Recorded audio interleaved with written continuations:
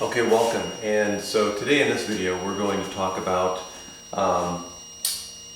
what's called other ways of calculating interest that a lot of financial institutions use. Most financial institutions will use something called compound interest, where you're basically charging interest over a short period of time, and then you're charging interest on top of the balance plus any additional interest from before, so it's compounding.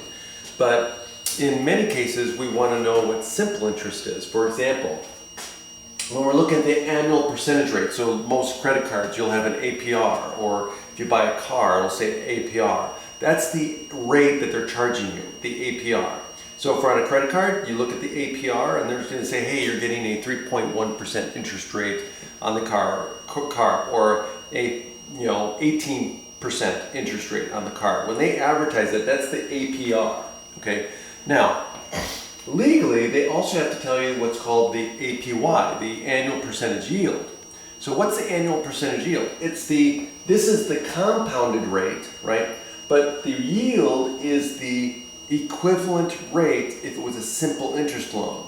So why do they do that? The annual percentage yield is the amount of interest, the interest rate based on, hey, if you were to have a simple interest rate for 1 year, what would that rate be to get the same amount of money or the same interest as the APR? And so this is what the APY stands for. So because why? The government and regulations want people to be able to make an apples to apples comparison when they're comparing rates, right? So the way to do that, one way to do that is to look at the APY. So if you look at the simple interest rate of one card versus the simple interest rate of another card, you can decide which one is better. Okay, and simple interest is just the interest that's paid on a loan amount for a specific set of time.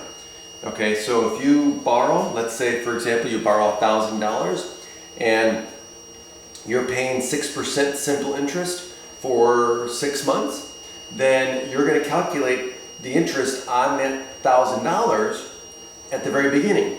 So 6% of $1,000 is going to be what?